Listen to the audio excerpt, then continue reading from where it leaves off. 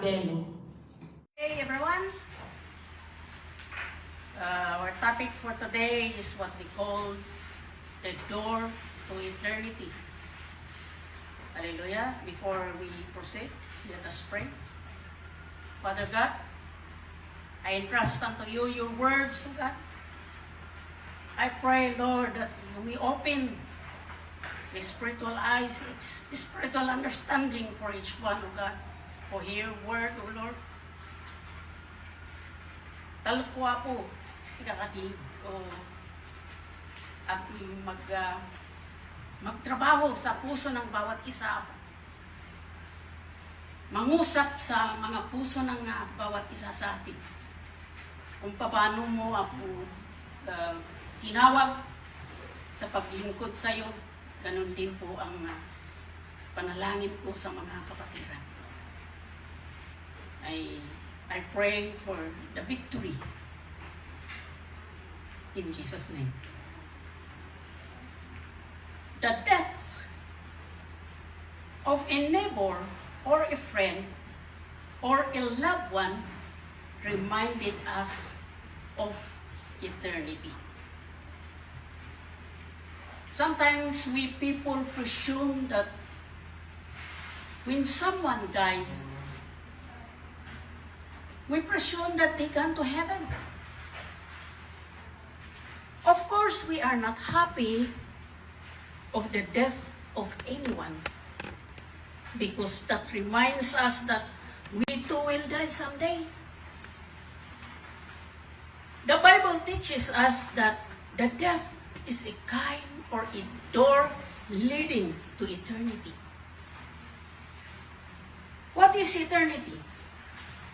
It means forever. It means without end. There is much is mysterious about eternity. And the Bible teaches us that there are two eternities. The story which the Lord teaches us in Luke chapter 16, verse 19 to 31,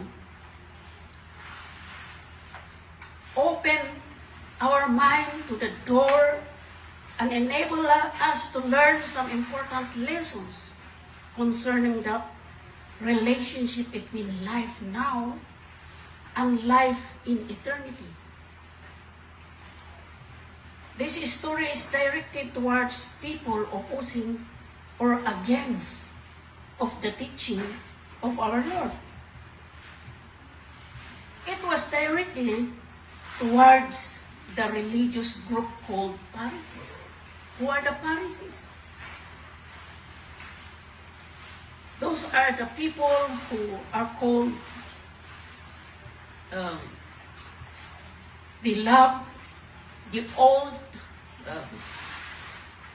old teaching, or these people are what they call the lovers of money, or they are the one who is scoffing the teaching of the Lord Jesus Christ. There were also those who were proud of their knowledge of the Old Testament, the traditional ways, thinking that they know much more about the scriptures than the others. What it says in John chapter 7, verse 47 to 49. This story is very familiar to each one because we often hear them in the gathering like this. It is about two very different men which they live close proximity to each other. The first man was called Lazarus, and the second man was described only as the rich man. Why?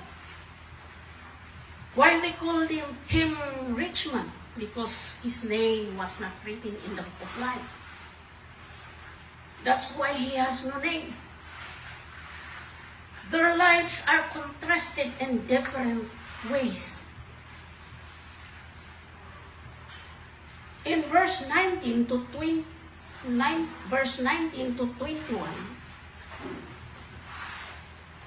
it says there that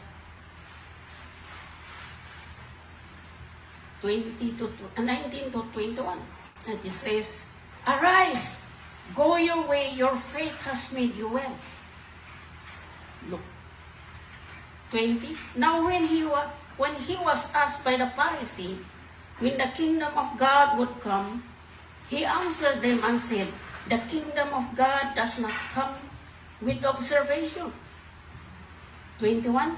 Nor will they say here, or say there, for indeed the kingdom of God is within you. The rich man's life was a continual party for him. Wala pong ginawa kundi mag-party dito, mag-party doon. Ang buhay naman ni Lazarus, he was a beggar. He is longing to eat what is filled from the rich man's table.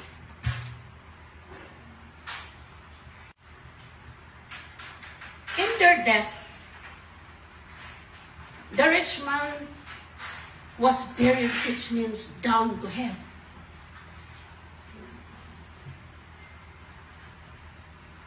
Nasa 30 feet below the ground. In eternity, the rich man saw Lazarus in Abraham's sight. Nakita niya si Abraham nakita niya si Lazarus sa side ni Abraham. And he said, the rich man even begged. Sabi niya, "Apo, Father Abraham, have pity on me." And even requested Lazarus to cool his tongue.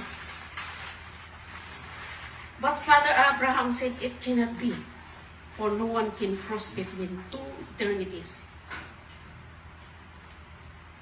Then another request from the rich man to send Lazarus to go back on earth and warn his 5 brothers so that they will not go to hell also. But Abraham replied, "They have Moses and the prophets. Let them listen to them." It means, nandyan po yung mga nagtuturo ng salita ng Panginoon. Nandyan po yung mga pastors na nagtuturo ng salita ng Panginoon. Hindi na kailangan pang mabuhay ang patay, kahit mabuhay ang patay, na magbahagi ng salita ng Panginoon kung hindi rin siya maniniwala. You see, the rich man kept on bargaining with the Father Abraham and said, "But if someone, the dead goes to them, they will repent." Father Abraham said, "They will not listen to Moses and the prophets. They also will not listen to be convinced even if someone rises from the dead." In Hebrews chapter 9, verse 27, just as a man is destined to die once, after that to face judgment. Now, I'm not here to scare you about the destination of your soul. But it's up to you if you open your heart and receive the gospel. Well and good. According to Luke 16, there is no more remedy once you die. That's the end. It is either you are saved or not. There is no more repentance. Your repentance cannot be accepted. Because it is here on earth that we are to prepare for that long eternity. There is no more repentance once you are in heaven or once you are in hell. You see, buried down means hell, the unseen world in general. Specifically, the abode of those who are unsaved.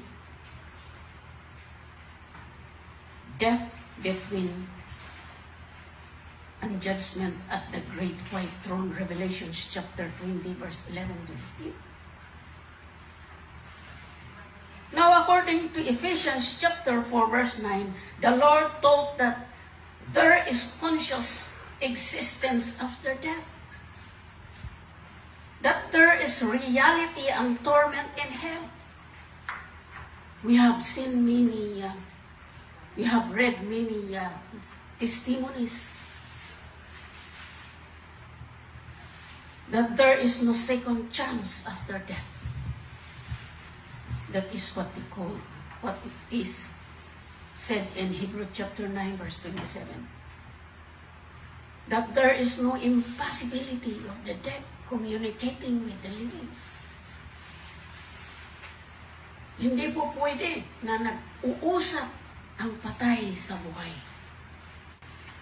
Philippians chapter 1, verse 21, Paul said, "For to me to live is Christ, and Christ is life." In John 11:25, Jesus said to Martha, "I am the life." Jesus is God and possesses eternal life. When you invite Jesus to come into your heart, then He comes in. And you indwell, and He indwelt by God's life, the eternal life. And when Jesus comes into the life, He takes away the sin and cleanses the heart. Life here on earth is temporary, while life in hell is eternity. Life in heaven is eternity. So you better choose between the two. Now that you have known the truth will set you free, according to John chapter 8, verse 32. If you receive Him right now and made Him your personal Lord and Savior,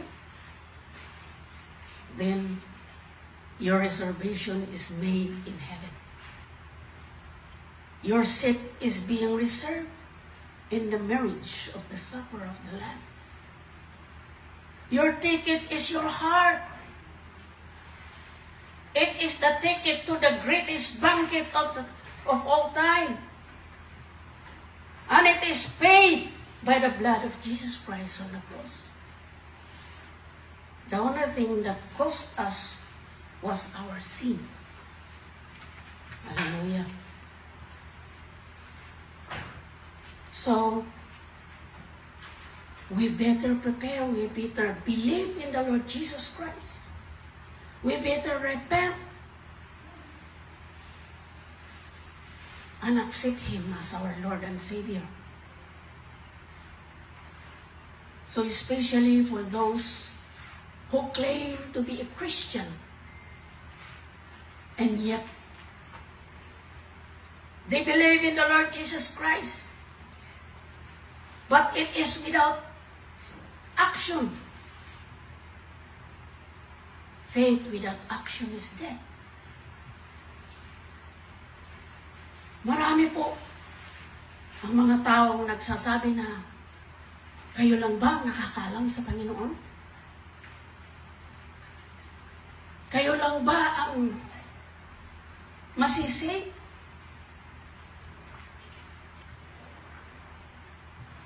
Ang sabi ng Panginoon, life here on earth, whether you are given 50 years, 60 years, 70 years, that year is for you to prepare for that long eternity.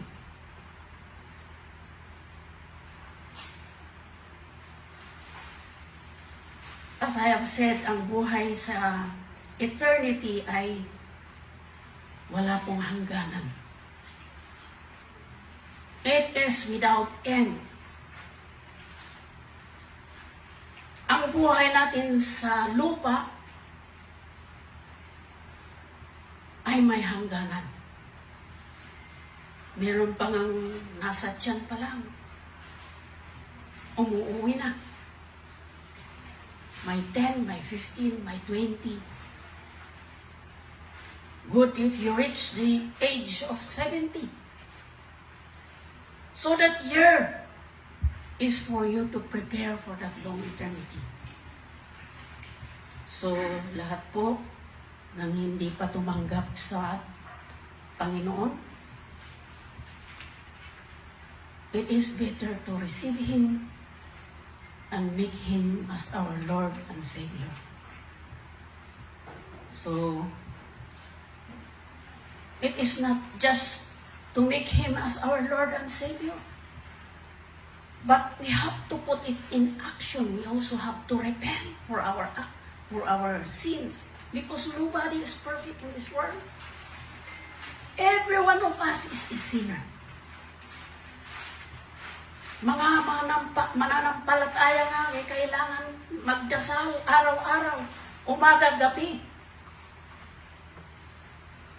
We entrust the Lord our life for the day. And the end of the day, we have to ask forgiveness and thank the Lord for everything. So, yun po ang ating pinag-aralan ngayong araw. Ang tinatawag na the door to eternity. So, yung mga hindi pa tumanggap sa ating Panginoon, I'm going to lead you to a short prayer. Hallelujah. You repeat after me. You say, Father God, I thank you for your word. Lord, I come. I bow down before you. I ask for your forgiveness in everything. My sins, my iniquities from my life.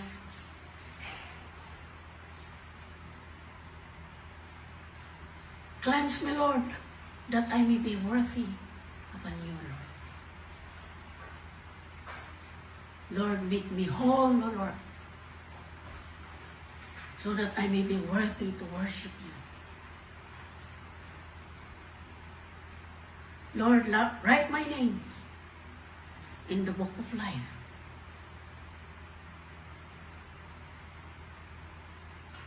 And Lord,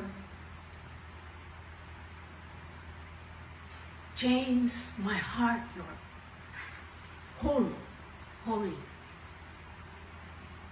Change my heart, God. I cannot do all these things, Lord, without you.